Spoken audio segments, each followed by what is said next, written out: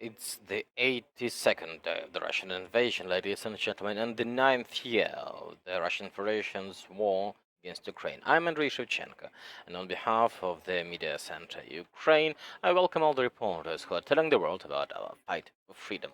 Today we're talking to Oleksandr Starukh, Odessa military governor. Oleksandr, what's the situation now? What are the hottest points?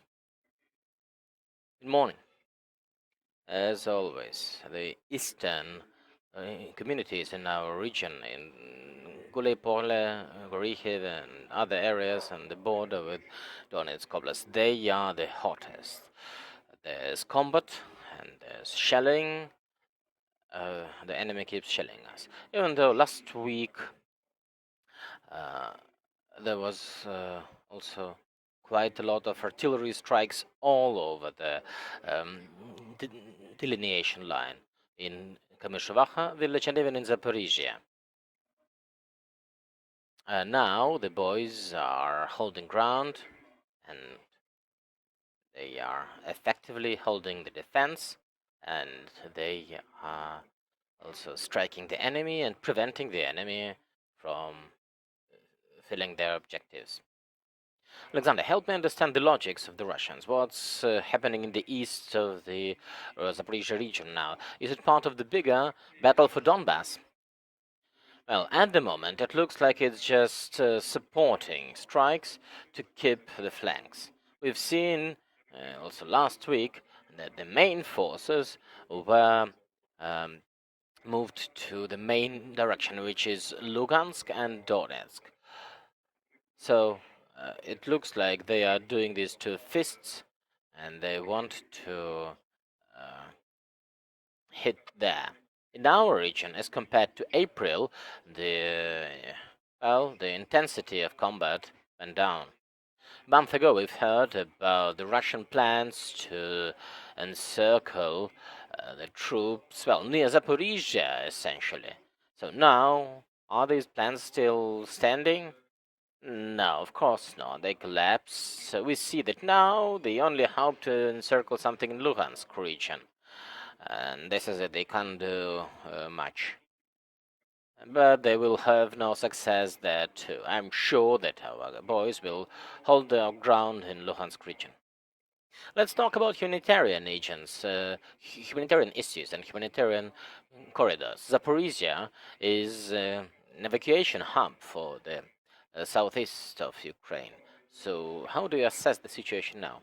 Indeed, we are a shelter. 120,000 residents of Mariupol have passed through Zaporizhzhia, and slightly over 6,000 stayed in Zaporizhzhia. So we are the gateway. We are the gateway which provides the passage and provides temporary shelter for people before they move to safer regions in western Ukraine. Lately, in the recent weeks, the number of people went down. The Russians blocked the exit from the region for almost a week, and also there were bad weather conditions, and up to 1,000 people in a week. Well, I mean, about 200 a day still come to Zaporizhzhia. And also now there are a lot of people from Kherson region, those who live on the left bank, and people from Melitopol or Berdyansk, those who are escaping the unsurvivable conditions which the Russian occupation created there. We've been hearing that now these very difficult negotiations are going on about the evacuation of the military from Azovstal. So when we talk about the evacuation of civilians from Mariupol, is there a need, and is the Russian side ready to cooperate here? The level of negotiations, it's at the level of the president's office and the level of the minister Vereshchuk. Here we are only implementing the decisions. We send the convoys, the buses, and some buses come also from Dnipro. There were also instances when we have assembled ambulances from all over Ukraine. So we're here but waiting As soon as the Green Corridor is announced, with the cooperation of the Red Cross, now luckily they are a bit more active in the last 2 weeks. The Red Cross and the United Nations, they slowly start taking part in this process. So I'm sure that we will do everything it takes. So, do you hear something from people? Is the need of evacuation still there? Yeah, I gave you the numbers. Every day I get the statistics, how many people come. For example, yesterday there were 238 people from Mariupol. They are the civilians who are trying to escape the occupied occupied territory. Previously, there were 166, two people from Volnovakha. So people are still coming from Mariupol. It was 280 before. So people need evacuation. Not all of them have cars. So some people stay in the eastern communities of Zaporizhzhia region, in Berdyansk rayon. There are also people from Mariupol who need to be evacuated further to mainland Ukraine. What are the news from the occupied communities, Melitopol or Berdyansk? Well, every day we stay in touch from the first days. Some part of leadership has been kidnapped, but some managed to escape, and deputies remain. They try to set up humanitarian aid, but of course it's difficult. You've remembered Berdyansk.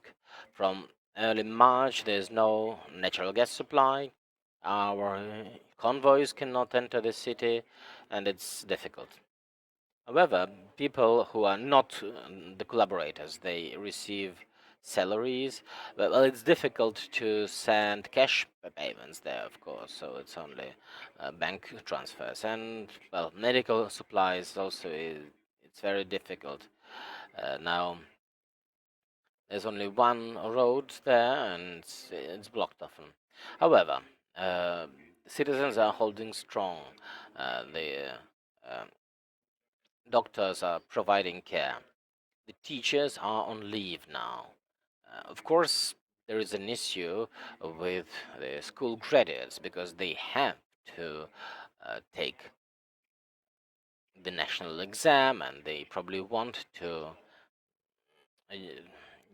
join a university, and yeah, it's tricky. But overall, all the people, they hope for liberation, which would come soon, because only through the liberation of these territories we can prevent the humanitarian catastrophe. I would like to remind the reporters who are watching us now that according to the international law and international conventions, the occupying state or the occupying power is responsible for resolving the humanitarian needs in the territory it occupies. So, do you have any understanding about the Russian plans for the temporary control of Russia?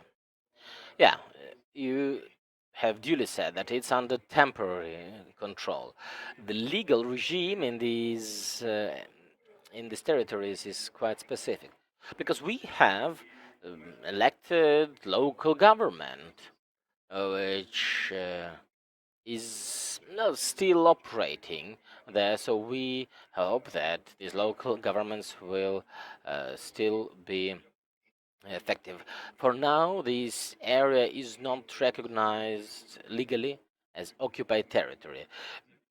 Because if you look at the example from Donetsk, when we just announced the territory as occupied, well, um, it's the enemy just merges it with its own country. So hopefully we will keep these territories as ours. And the occupiers, well, they're looting, they are doing lawlessness, and they invent some area governor raids, whatnot. I think it's a crazy mix.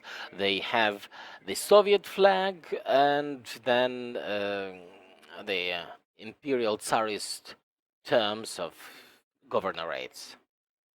So it's a crazy mix. But most important is that local residents are still hoping to be liberated again by Ukraine, so we are staying in touch and helping each other to survive through these difficult times.